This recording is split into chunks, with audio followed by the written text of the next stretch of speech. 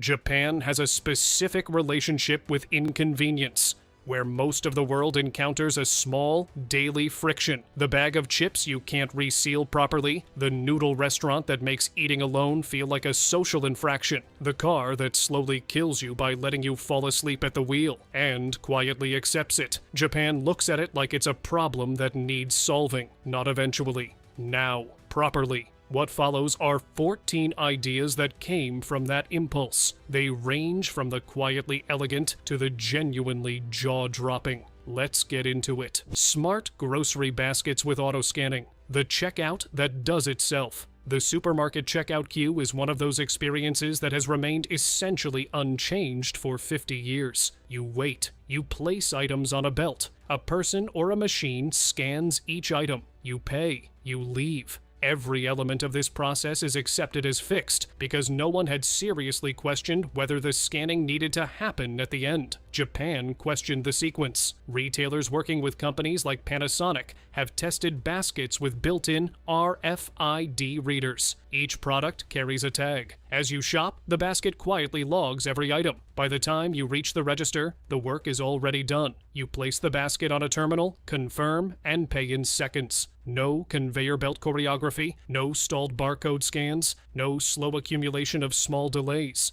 The transaction dissolves into the act of shopping itself. The technology is not novel. Radio frequency identification is widely used in logistics and inventory systems worldwide. What stands out is where it is applied. A grocery basket is not glamorous. It is not a flagship innovation space. Yet that is precisely the point. Japan's approach often targets the ordinary, removing inefficiencies where they are repeated millions of times daily. The result is subtle but cumulative. Time is saved not in dramatic leaps, but in the quiet elimination of friction from everyday life. Anti-drowsiness. Car seat sensors. The seat that knows you're falling asleep before you do. Driver fatigue kills. Every country knows this. Most countries address it with signage. Tiredness kills. Take a break on a motorway board next to a coffee cup graphic, and then leave the rest to the driver. Japan decided signage was not sufficient and built the solution into the furniture. Japanese automotive engineers developed sensor arrays embedded directly into car seats that monitor the driver's physical state continuously. The sensors measure micro variations in posture, the slight forward lean, the small asymmetry in weight distribution, the fractional changes in sitting position that precede drowsiness by several minutes. They also track heart rate variability through contact sensors built into the seat fabric. Together, these signals create a real-time fatigue profile compared against the driver's baseline from the start of the journey. When the data indicates the driver is entering the pre-drowsy state, before the driver is consciously aware of it, the system responds. Depending on the model and manufacturer, responses include a vibration alert through the seat, adjusted climate control pushing cooler air toward the driver's face, audio alerts through the sound system, and in advanced implementations, a message on the dashboard recommending a rest stop with navigation automatically loaded. The critical distinction between Japan's approach and everywhere else's is the word before. The system does not wait for the driver to drift across a lane marker. It identifies the physiological signature of approaching drowsiness in the seat data and intervenes while the driver still has full capacity to respond. Drowsiness alerts triggered after impairment has begun are too late. Japan built the alert for before and embedded it in the object you are already sitting in. The seat watching you drive is doing more than carrying your weight. Mimikaki, professional ear cleaning parlors. Japan has built businesses around a service most countries barely notice: ear cleaning as a standalone wellness experience.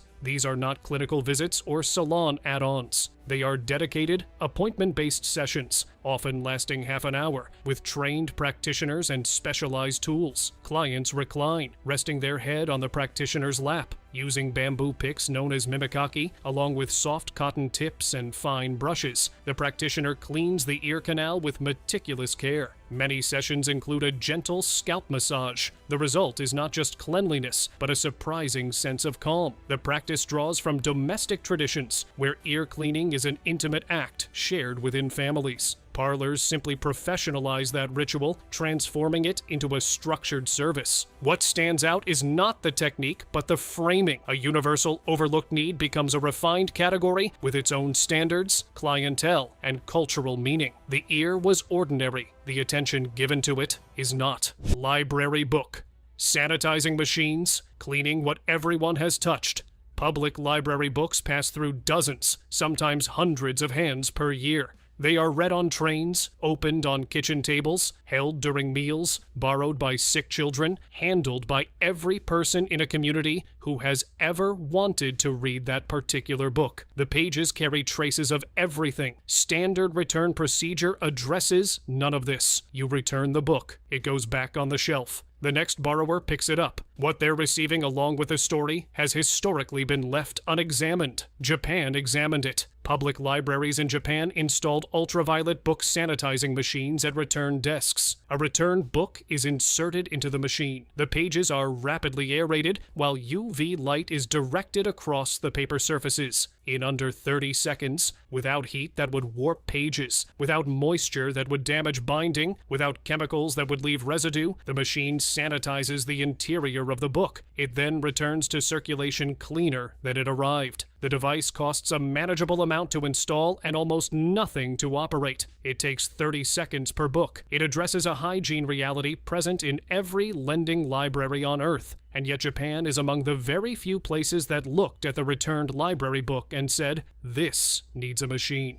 Most library systems have silently decided that what passengers don't think about can't bother them. Japan built a machine for the thing nobody was thinking about, and now library patrons in those municipalities think about it quite comfortably because the machine is already handling it. Ventilated indoor smoking rooms. Engineering around a conflict. The standard global policy framework for indoor smoking arrives at two positions. You may smoke here, or you may not smoke here. One group wins. One group loses. The conflict is resolved by choosing a side and accepting that the other side is dissatisfied. Japan, which has historically high smoking rates combined with a hospitality culture where exclusion can carry significant social weight, arrived at a third position. Designated indoor smoking rooms found in airports, office buildings, pachinko parlors, shopping centers, and major transit hubs are sealed, negatively pressured, independently ventilated environments. Negative pressure means that when a door opens, air moves into the room rather than out of it. Smoke cannot travel into adjacent corridors or waiting areas because the physics of the room prevent it. The filtration system manages the interior air independently of the building's general ventilation. What this produces is a situation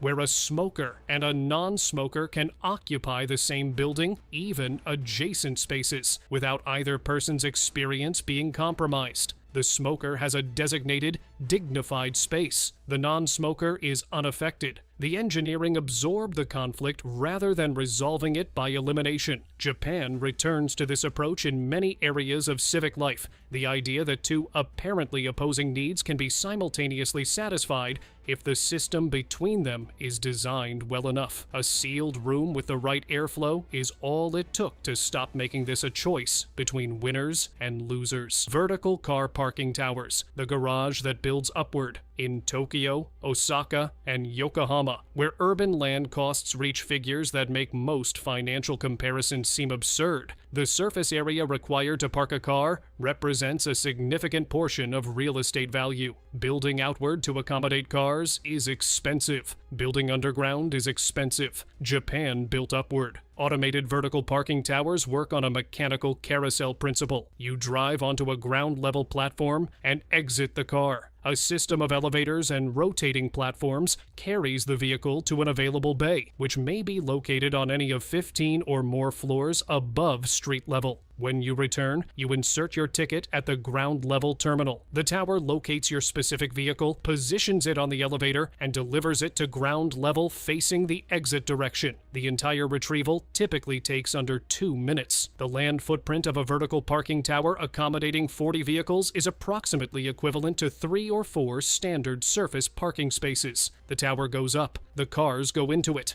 The street gets those 4 spaces back. Japan took a problem that most dense urban environments manage by building bigger structures that still sprawl horizontally and rotated it 90 degrees. The solution was always available. Fitting 40 cars into the space of 4 just required thinking about the space differently, and then building an elevator system that could handle something heavier than a person. Heated shoe insoles, warmth from the ground up. Cold feet are winter's quiet failure point. Jackets trap heat, hats seal it in, but the foot, pressed against frozen ground, is left to endure. Japan engineered the gap. Heated insoles, widely sold by brands like Kobayashi Pharmaceutical, fit invisibly inside standard shoes. Some use thin electric elements powered by small batteries. Others rely on iron oxidation, similar to disposable hand warmers, producing steady heat for hours. The insight is simple but precise. Heat loss often enters through the sole, not the air. Traditional winter clothing insulates the body but ignores this conductive pathway. By targeting the exact point of loss, the insole solves what coats cannot. It is not bulkier gear or heavier layering, just a thin intervention placed where cold actually begins. Warmth, applied correctly, becomes less about covering everything and more about fixing the one place that was quietly failing. Coffee and edible waffle cones. The cup that disappears. Specialty coffee stalls across Japan serve espresso not in a ceramic cup, not in a paper cup with a cardboard sleeve,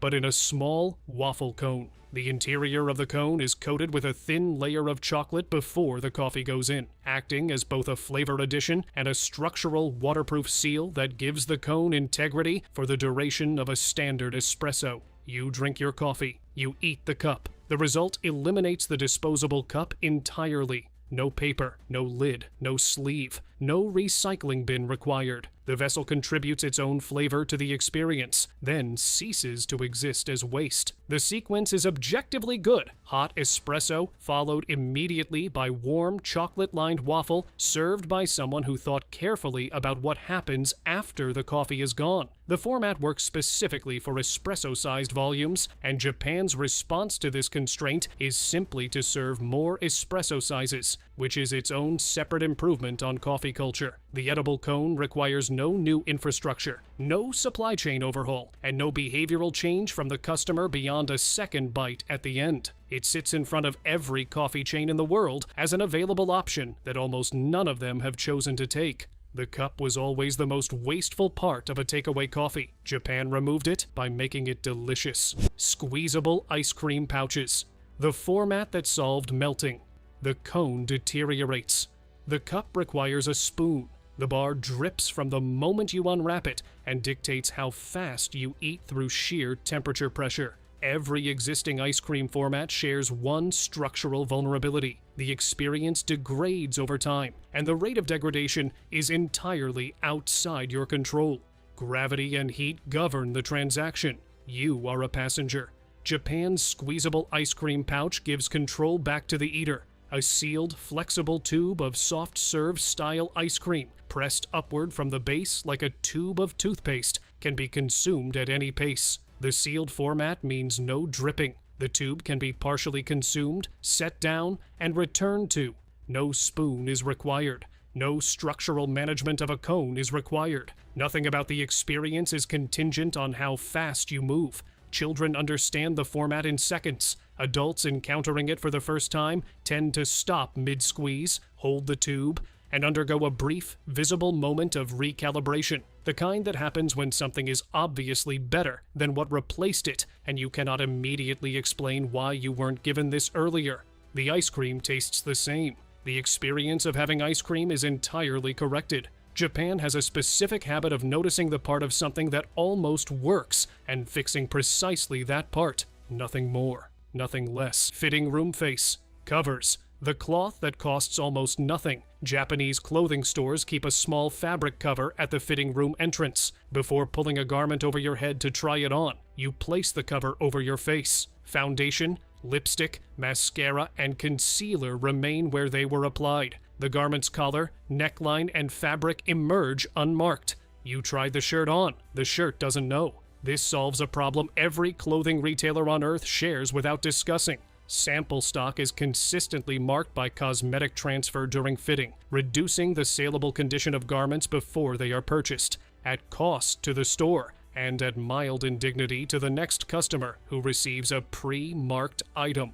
The solution is a square of fabric, not a technology, not a system, a cloth on a hook at the door. Japan keeps it there. Shoppers use it because it is there. The problem does not happen. This is a category of Japanese improvement that doesn't announce itself with engineering or innovation. It announces itself with the quiet confidence of a store that thought about what the fitting room actually involves, made a small provision for the reality of that, and placed it where it would be used. The rest of the world's fitting rooms have mirrors, lighting, hooks, and the persistent mystery of how the collar got marked before anyone bought it. Solo diner-friendly restaurants, eating alone as a first-class experience. In most countries, eating alone at a restaurant is socially tolerated in the way that queuing is socially tolerated. Everyone agrees to pretend it isn't slightly awkward. Tables are designed for 2 or 4. The single occupant at a full-size table generates ambient social noise. Servers ask if someone is joining you. The architecture of the restaurant quietly communicates that the minimum socially complete dining unit is 2 people. Japan engineered around this. Ichiran Ramen, the most internationally recognized example, places every diner in an individual wooden booth separated from neighbors by dividers on both sides. A bamboo screen separates the diner from the kitchen. You complete a paper form specifying your broth preferences, noodle firmness, richness level, and spice. The screen rises. Your bowl appears. You eat entirely alone, in a space specifically designed for that, with no ambient awareness that solo dining is anything other than the baseline intended experience. Beyond Ichiran, Japan has a complete ecosystem of counter-format restaurants, single-seat noodle bars, and establishments where the booth is the table, and the individual is the unit the entire floor plan was designed around. This is simultaneously a design decision and a cultural statement. A person eating alone is not an incomplete group. They are a complete person having a meal, and they deserve the same quality of experience as anyone else. The booth makes the argument structurally, cane that converts into a portable seat. Mobility aid done properly. Japan has the oldest population by median age of any country on Earth. The product design ecosystem that has developed around this reality has had decades and genuine commercial pressure to become sophisticated. The result is mobility and accessibility products that are, by consistent margin, better designed than equivalents produced anywhere else. The seat cane is the clearest example. In a single motion requiring no tools and no particular dexterity, the cane converts from a standard walking support into a stable, freestanding seat. It reverses with equal simplicity. It is engineered to be light enough for full-day carry without arm fatigue, stable enough to sit on without risk of tipping, and this is the criterion most mobility aid design fails at, visually unobtrusive enough that users actually carry it in public rather than leaving it at home out of self-consciousness. That last quality is the breakthrough. A mobility aid left at home because the user finds it stigmatizing has a 0% effectiveness rate. Japan's product designers built the seat cane to function as a tool and look like an accessory. The result is a product people carry willingly. An older person standing in a queue for 20 minutes, waiting on a train platform, or pausing mid-walk without a bench nearby, is experiencing a specific, solvable physical problem. The seat cane removes it. Japan didn't just design the object. It designed the object the way it needed to be designed for the object to actually be used.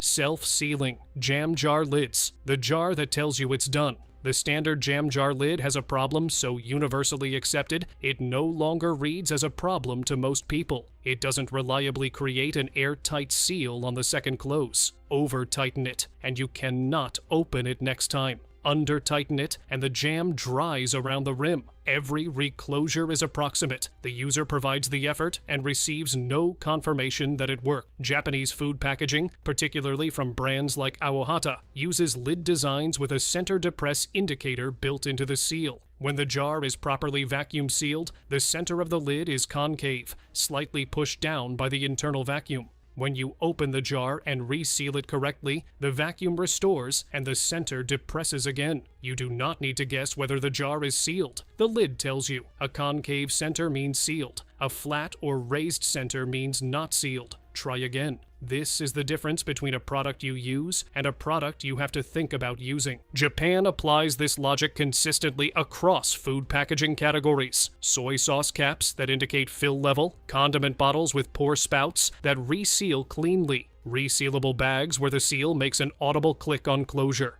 Every container that holds food should communicate its own state. You close the lid. It tells you it's closed. That is, it turns out, not too much to ask. Coin lockers. The solution to the bag problem at every train station in Japan. Every major train station in Japan, and most minor ones, has banks of coin-operated lockers available to any member of the public at any time for a flat daily rate typically between 300 and 700 yen. You are traveling between cities, you have luggage, you want to explore without dragging it through temple grounds. You find a locker, insert your bag, insert your coins, lock it, pocket the key, or receive a retrieval code, and walk away unencumbered. At the end of the day, you return, retrieve the bag, and continue to your next destination. This requires no app, no advance booking, no membership, no hotel check-in as a prerequisite, no staff interaction. The lockers are sized from small, a day bag, to large enough to accommodate full-size luggage. They exist at airports, shopping centers, tourist attractions, and parks. The network is so comprehensive that experienced travelers to Japan plan itineraries around it, forwarding large luggage between hotels via delivery services and using station lockers for the day bags they carry city to city. Japan decided that a person in transit carrying objects should not be required to carry those objects at every moment of the transit. The locker is the infrastructure answer to that decision. It is simple, cheap, available, and requires no assistance. In most other countries, the traveler with a bag they don't want to carry has limited options and must negotiate all of them in advance. In Japan, the answer is around the corner from wherever you're standing. It costs a few coins, and it is waiting for your bag right now. Underground automated bicycle parking. The machine that swallows your bike. In Japan's major cities, a cylindrical entry point sits flush with the pavement. You wheel your bicycle up to it, slot the front wheel into a guide rail, press a card to a sensor, and step back. The machine takes the bike. In under 13 seconds, it descends into an underground automated carousel, a circular storage system embedded beneath the street, holding up to 204 bicycles in a rotating drum, and vanishes. To retrieve it, you tap your card again. In under 13 seconds, your specific bicycle returns to street level, not a similar one. Yours. This system, developed by Gachapon and called the Eco-Cycle, was built to solve the surface congestion that comes with Japan's bicycle-heavy commuting culture. And then press the green button, and then it goes down over there, and in about 4... Snow-melting roads, Japan's streets. That clear themselves, in Niigata Prefecture, one of the snowiest inhabited regions on Earth, roads do not need plowing or salting. They melt their own snow. Embedded beneath the road surface is a network of pipes through which groundwater is pumped continuously during winter.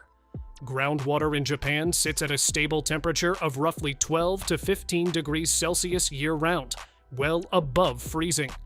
When it circulates through pipes beneath the asphalt, the surface stays just warm enough that falling snow melts on contact. No fleet of plow vehicles, no road salt corroding infrastructure and contaminating soil, no crews working through the night. Find more recent data, but I know the system has grown since then. The system's preferred groundwater temp. Enzyme baths, Japan's self-heating fermentation. Soaks at traditional wellness facilities in Japan, particularly in Kyoto. You can submerge yourself up to the neck in a bath of cypress wood chips and rice bran with no heat source beneath it. The temperature inside reaches approximately 42 degrees Celsius. The heat is generated entirely by the fermentation of the bran, the same microbial process that generates warmth in a compost pile, precisely controlled by the facility's staff. The chips and bran pack around the body, applying gentle pressure while the fermentation heat penetrates evenly. The enzymes produced are understood to support circulation, skin condition, and muscle recovery. The sensory experience, warmth radiating from organic material rather than water, is consistently described as unlike anything else.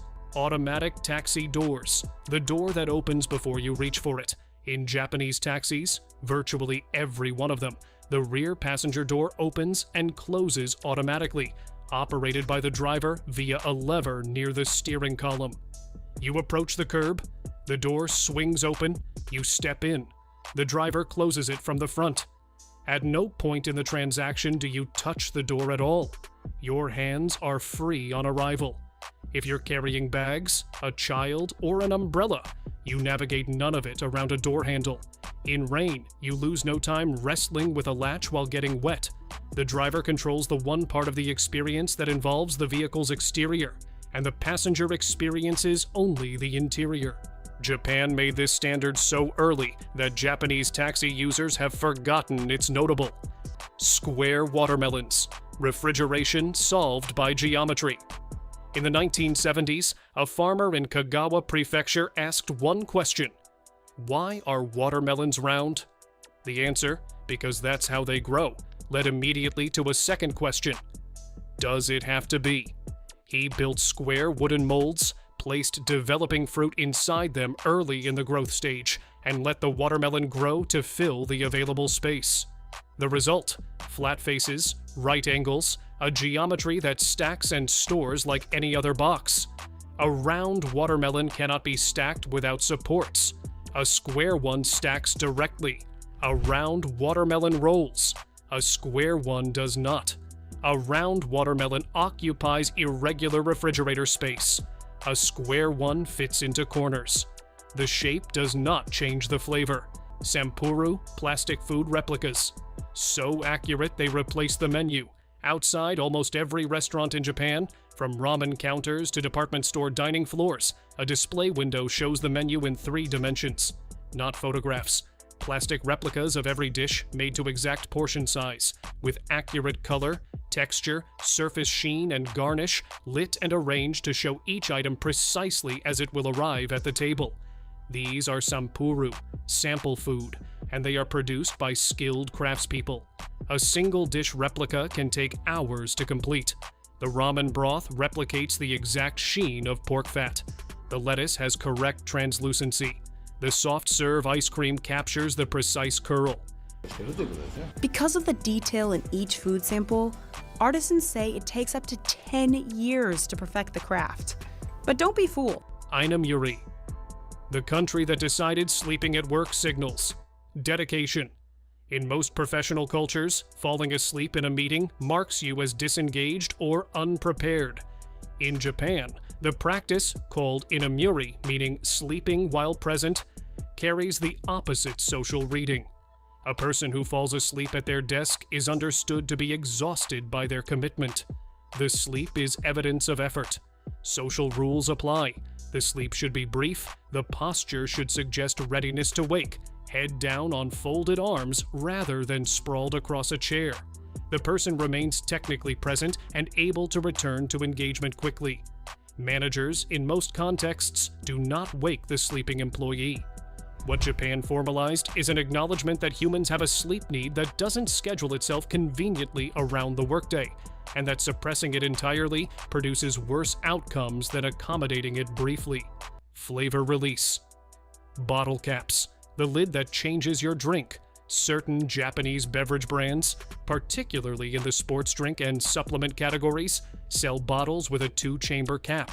The upper chamber contains a concentrated additive, a vitamin dose, an electrolyte blend, a flavor shot. The bottle holds plain water. When you're ready, press the cap down. The chamber releases its contents into the water. You shake. Your drink is now combined. The cap solves a chemistry problem most consumers never consider. Many active compounds degrade when stored in water over time. Vitamin C oxidizes. Flavor compounds lose intensity. The two-chamber system keeps the additives separated until the moment of consumption. So, what you drink was combined 30 seconds before you drank it, not 3 months ago on the factory floor. Rain chains, the drain pipe that became a garden feature. The standard drain pipe, a vertical tube fixed to the exterior wall, channeling roof runoff to the ground, performs its function without any other intent. It is functional. It is also, almost universally, an eyesore in the way utility objects become when designed without secondary consideration. The Japanese rain chain, kusari doi, replaces the pipe with a vertical chain or series of linked cups suspended from the gutter. Water clings to the chain through surface tension and flows downward, producing a cascading visual effect, either a quiet trickle or a sequence of connected waterfalls ending in a collection basin at ground level. The water management function is identical to the drain pipe. The visual and acoustic experience is entirely different. The rain chain converts rainfall into a garden feature. Forest bathing. The medical treatment Japan found in the woods. In 1982, Japan's Ministry of Agriculture, Forestry, and Fisheries coined the term Shinrin-yoku, forest bathing. It means taking in the forest atmosphere, walking slowly through woodland, breathing, observing. No fitness target, no distance goal. Presence itself is the activity. Japan funded the science. Researchers measured cortisol levels, blood pressure, heart rate, and immune markers in participants who walked in forests versus urban environments.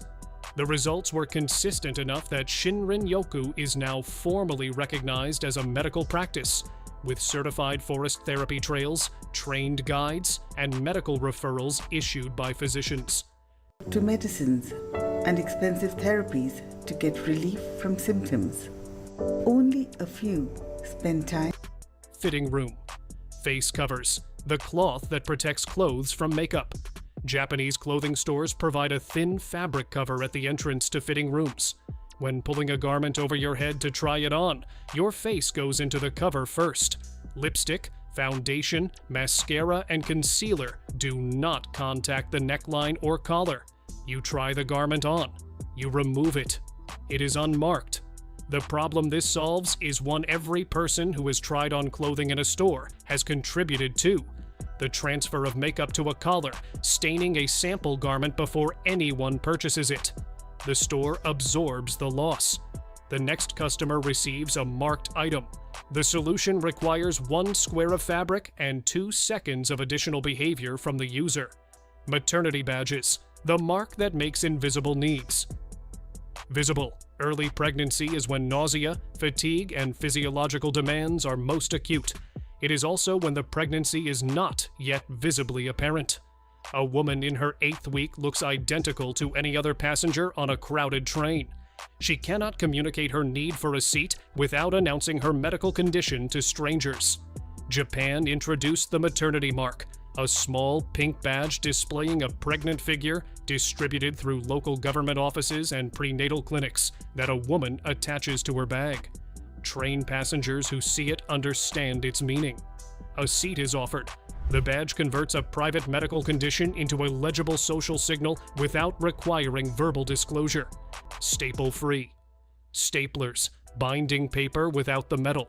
The standard office stapler drives a metal fastener through stacked paper and leaves it there permanently.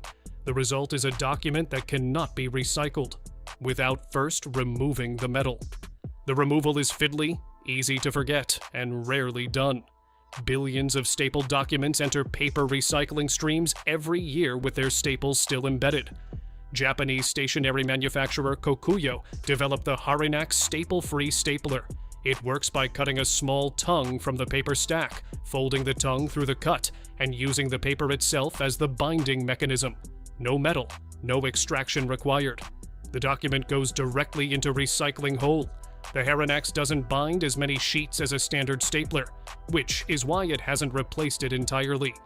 For low-sheet documents, meeting notes, receipts, 2-page forms, it does everything a stapler does without inserting anything foreign into the paper. In US, there you have it. Curious thing though, if you look at how many spots there are here, we can zoom in and count it. Non-stick yogurt lids, the lid that actually lets go. The standard yogurt lid has a failure mode so consistent it's generated its own cultural response. The peel that releases a spray of yogurt across your shirt, your hand, and anything nearby. The adhesive seal, the surface tension of the product underneath, and the pull angle combine to make the first centimeter of opening the highest risk moment of breakfast. Japanese food brands produce yogurt with lids treated with a non-stick interior coating, a smooth silicone-based film, so that the product releases from the foil cleanly on peeling. The yogurt does not adhere to the lid. The peel is clean. No spray. Disposable gloves at petrol stations, fuel without the smell. At self-service petrol stations throughout Japan, a dispenser of thin, disposable plastic gloves sits beside every pump. You take a pair. You fill your tank. You dispose of the gloves in a bin on the island. Your hands have not contacted petrol or the pump handle. No fuel smell transfers to your car's interior. No residue lingers under your fingernails for the rest of the day. This is a problem every person who fills a car has experienced and solved inadequately. A tissue, an old receipt, trying to angle the grip. The Japanese solution is one pair of gloves per fill and a dispenser that replenishes them. Premium convenience store sandwiches. The meal Japan found in a corner shop. The Japanese convenience store, konbini, is not a diminished retail experience. In chains like 7-Eleven Japan, Family Mart, and Lawson, the food program is developed by professional recipe teams, adjusted seasonally, and held to quality standards that would be unremarkable in a mid-range restaurant in most other countries. The sandwiches are the clearest evidence. The egg salad sandwich at Japanese 7-Elevens has achieved international cultural recognition, significant enough that overseas visitors specifically seek it out. The bread compresses and springs back. The egg filling is seasoned precisely. The ratio of filling to bread is calculated. The whole thing costs under $2 and is made fresh daily. Japan took a product category the rest of the world accepted at a low standard and applied genuine culinary effort to it. The result is a sandwich tourists write about, from a petrol station. Today, something different. I'm trying the viral Japanese-style egg salad sandwich from 7-Eleven. In all my years of life, I've never once fully emptying sauce packets. The crease that wastes nothing. Single-serve condiment packets have a design failure universally accepted everywhere.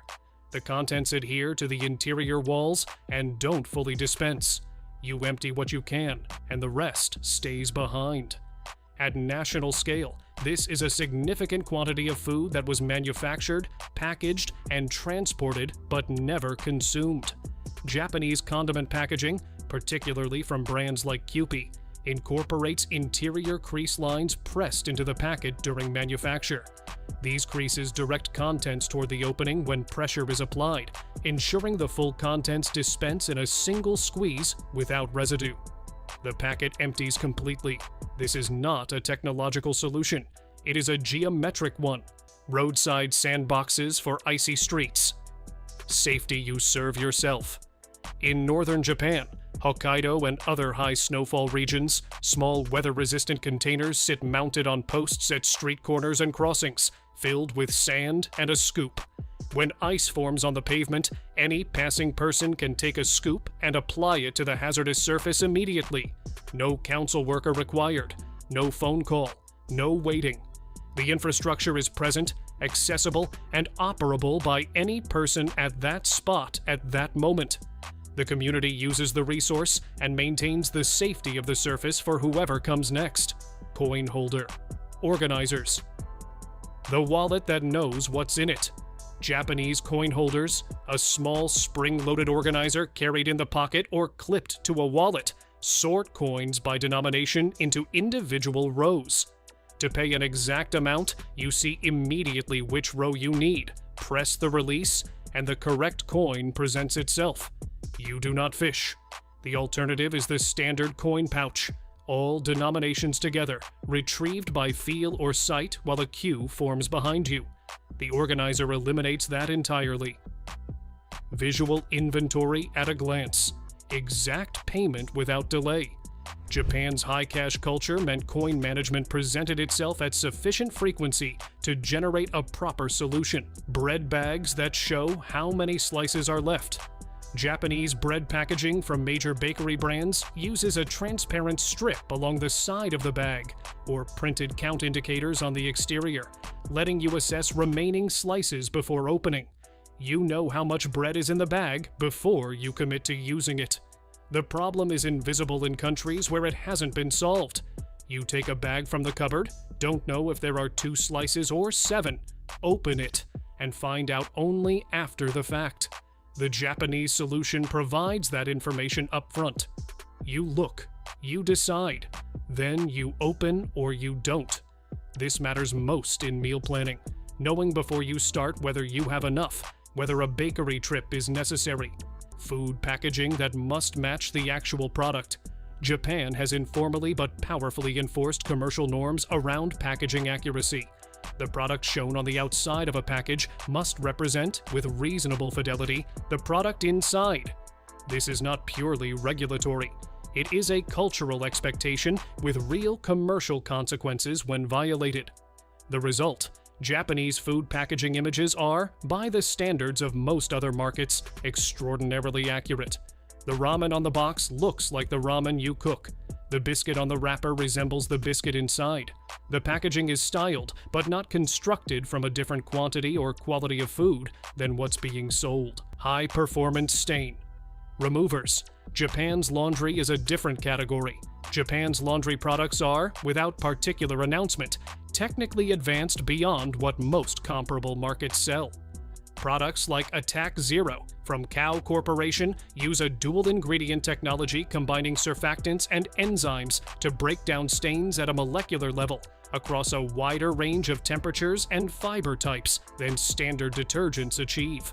The Japanese laundry market is intensely competitive, which drives formulation investment that doesn't exist elsewhere. The result is detergents that genuinely perform differently, removing dried protein stains, set pigment stains, and oil compounds in a single standard wash cycle without pre-treatment. Japan has better laundry detergent because the Japanese laundry market demanded better laundry. Detergent and the chemistry existed to supply it. The improvement was available all along. Most of the world hasn't been offered it because the market never required it to be developed. The 7-minute miracle. Shinkansen cleaning crews. Between each Shinkansen journey, a crew called the Tessei boards the moment passengers disembark. In exactly 7 minutes, they clean and reset an entire 16-car train.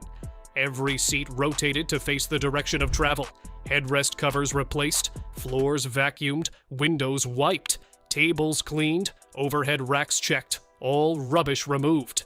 Then they line up on the platform, bow to the next group of waiting passengers, and depart. The following journey boards. The Tessei process has been studied by management researchers worldwide. It is a masterclass in coordinated choreography. Each crew member has a specific zone, a specific sequence, and a strict time limit, operating as one synchronized action. What the Shinkansen platform demonstrates is that cleanliness and speed are not in opposition if the process is designed correctly. 7 minutes, 16 cars, ready for 400 passengers. The bow at the end says something important about what Japan believes the work is worth. Transparent rubbish bags, the system that made everyone responsible. In many Japanese municipalities, household rubbish must be placed in clear or semi-transparent bags before collection.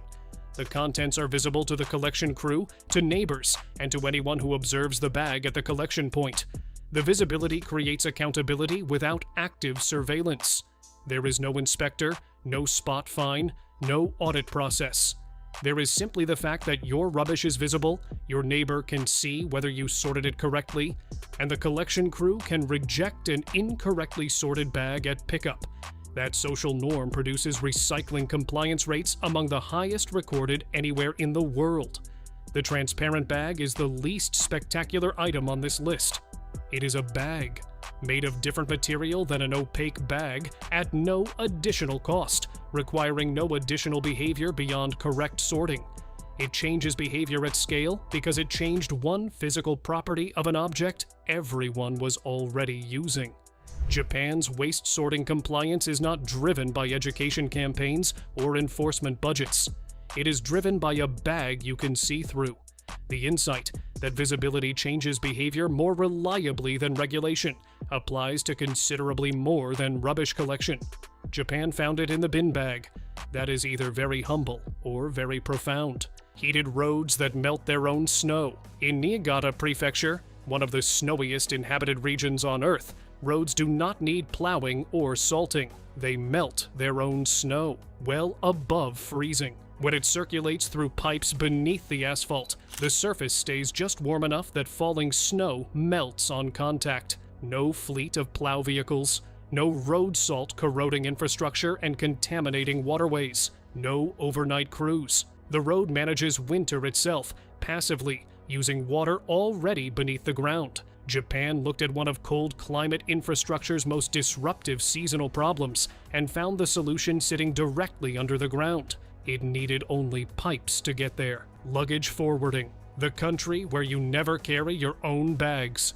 Japan operates a nationwide luggage forwarding network called Takyuben, typically under $15 per bag. Your luggage arrives at your next hotel before you do, sometimes the same day, reliably by the following morning. Primarily Yamato Transport, whose yellow cat logo has become as familiar in Japan as a postal symbol. What Takyuben does for travel in Japan is remove the physical burden of luggage from the experience entirely. Your belongings are waiting when you arrive. Japan solved the fundamental friction of multi-destination travel, the bag you carry everywhere, not by making it smaller or lighter, but by removing the requirement to carry it at all. Orange juice served inside a real orange. At fruit stalls and fresh juice stands across Japan, particularly in markets and tourist precincts. Orange juice arrives not in a cup or a glass, but inside a fresh orange. The top is cut away, a small juicing mechanism is inserted directly into the fruit, and a straw follows. You drink the juice from the orange that produced it. The fruit is simultaneously the source and the container. The orange rind holds the juice naturally cold. The presentation stops people mid-step. The juice is as fresh as physically possible because it was extracted moments ago from the vessel currently in your hand. No cup, no ice diluting it, no question about freshness. Japan understands that the container is part of the experience, not incidentally, but fundamentally. An orange served in a cup is a juice product. An orange served in an orange is a moment. The difference in preparation is 3 seconds and the correct placement of a straw. Floor-level baggage scales. Weigh your bag before you join the queue. Standard airport check-in produces a consistent pressure point. You reach the desk, heave your bag onto the scale. The information arrives at the worst possible moment in the least accommodating possible space.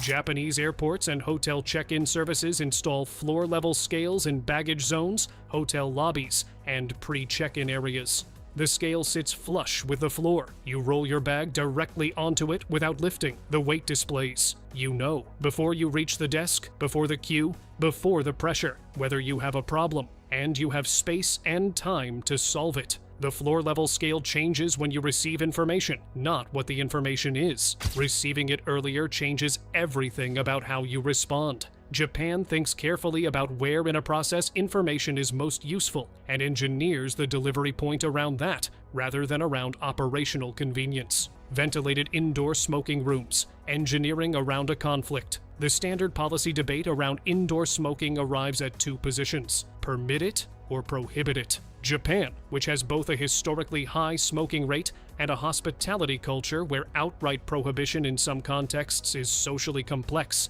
engineered a third option: designated indoor smoking rooms, installed in airports, office buildings, shopping centers, and transit facilities, are sealed, negatively pressured environments with high-capacity air filtration. The rooms do not represent a compromise in the sense of satisfying neither party. They satisfy both parties functionally. The engineering absorbs the conflict between two incompatible preferences and makes them spatially compatible. Japan applies this principle consistently, that two apparently opposing needs can both be met if the engineering is sufficient to problems other cultures resolve simply by choosing one side and accepting the resentment. Regional KitKat flavors. A chocolate bar reimagined as a souvenir system. Japan produces over 300 regional and limited edition KitKat varieties, many exclusive to specific prefectures and sold only through local shops and train station kiosks. Shizuoka gets wasabi. Hokkaido gets melon and cream cheese. Kyoto gets matcha.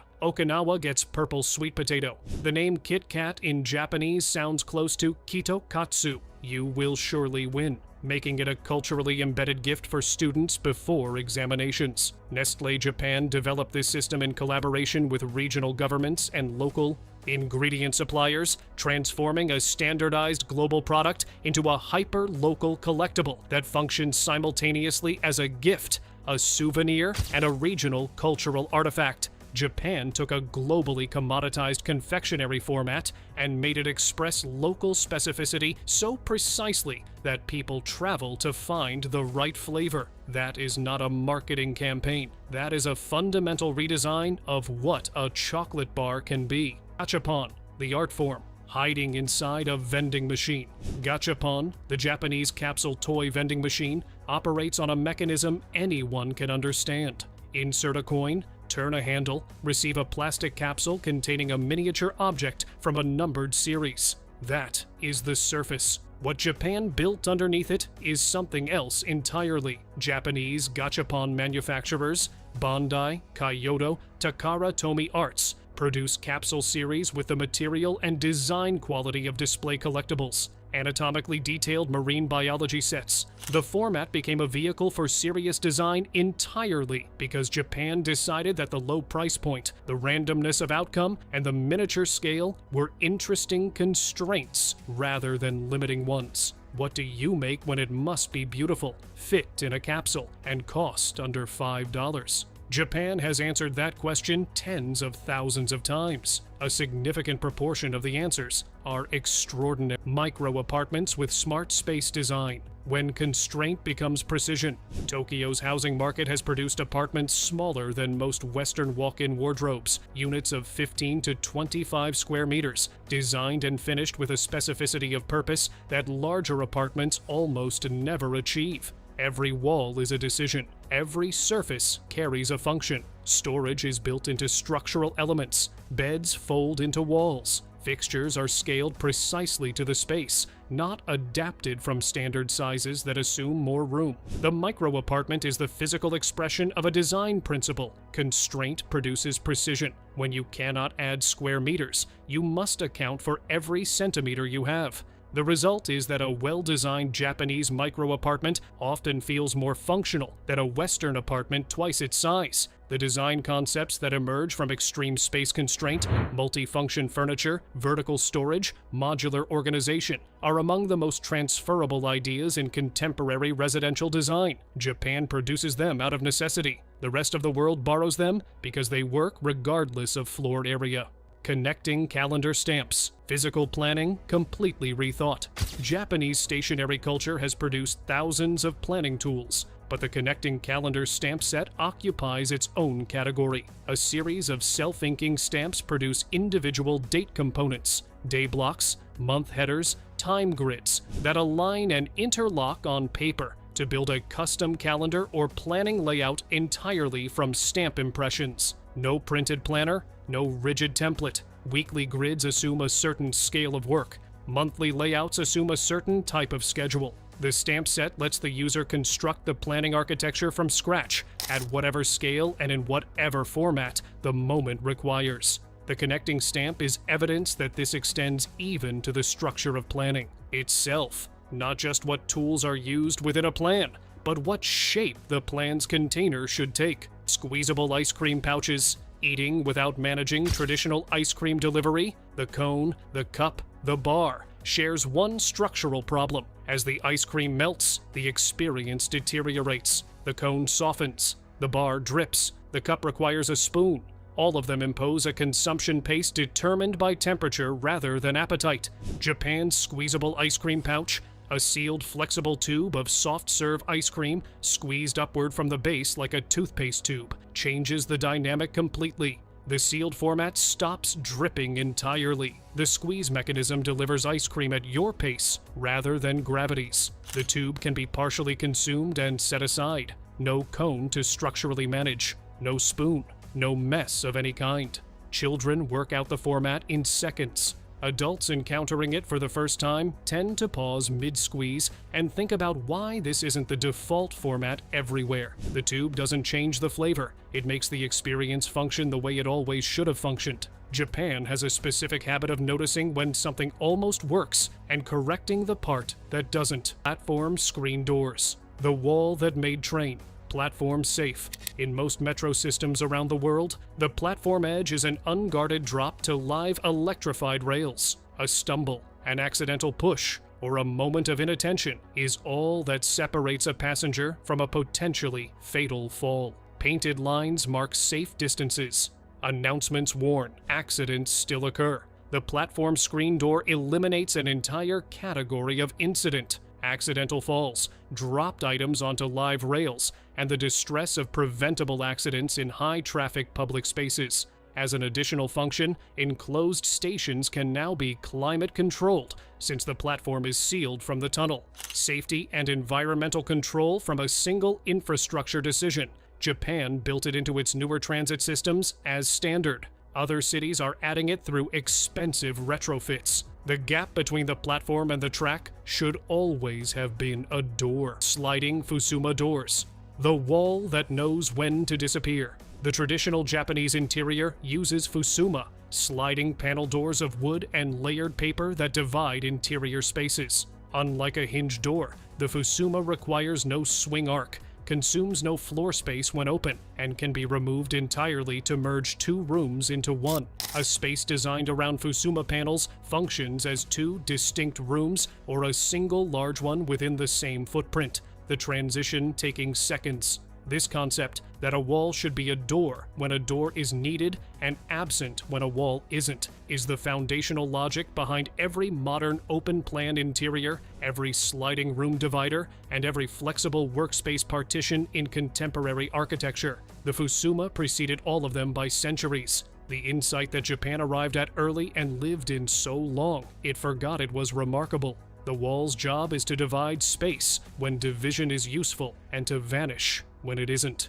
Every architect who has designed a folding partition or a sliding panel in the last 100 years has been working from that same principle. Japan built it into domestic architecture as a default. The rest of the world is still discovering it as an innovation. Disaster-ready vending machines, the infrastructure that keeps working when everything else stops. Japan has approximately 5 million vending machines, more per capita than any other country. What is less visible is that a significant portion of them are engineered for disaster response. After a major earthquake or emergency event, selected machines across Japan are programmed to dispense their contents free of charge to anyone present. The trigger can be a seismic sensor, a network signal from municipal emergency systems, or a manual override by a machine operator remotely. In a major urban emergency, the kind Japan plans for as a realistic scenario, convenience stores may be inaccessible, supply chains disrupted, and infrastructure compromised.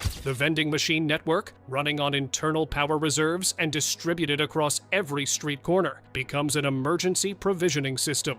Water, food, and warm drinks, available at street level at no charge, already in place. The machine was always there. The disaster preparation was engineered into it without adding a machine. Japan converted existing urban infrastructure into an emergency response layer that activates automatically. Most countries have vending machines too. They just have food in them and nothing else. Manga cafes, the private space Japan built into its cities. The Japanese Manga cafe, Manga Kissa, is a private pod internet and media facility found throughout urban Japan. For an hourly rate, you access a small enclosed personal booth with a reclining chair, a desktop computer, internet access, and manga volumes from a library of thousands of titles. The facility provides shower access, a drink bar, light food service, and blankets. You can stay for an hour. You can stay for 12. The Manga Cafe exists as a formal, affordable, dignified short-term private space in cities where hotel rooms are expensive and public space is crowded.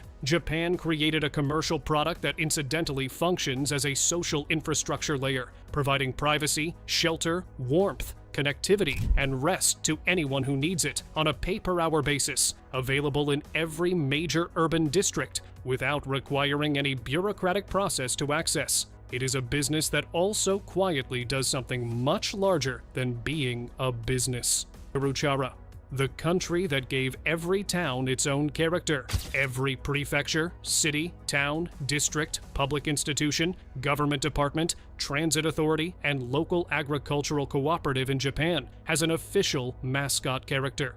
These are called Yuruchara, loose characters, and they range from charmingly designed to deeply, productively strange. Kumaman, the bear mascot of Kumamoto Prefecture, generates over $1 billion annually in licensed merchandise sales for the region. Funashi, the unofficial pear fairy mascot of Funabashi, became a national phenomenon despite representing a suburb of Chiba. Characters shaped like regional produce, local animals, historical figures flattened into round cartoon forms, and abstract concepts rendered as googly-eyed mascots, all of them deployed in marketing campaigns, public safety communications, and regional tourism. Japan decided that institutional identity for a tax office, a fire department, a rural municipality benefits from a face.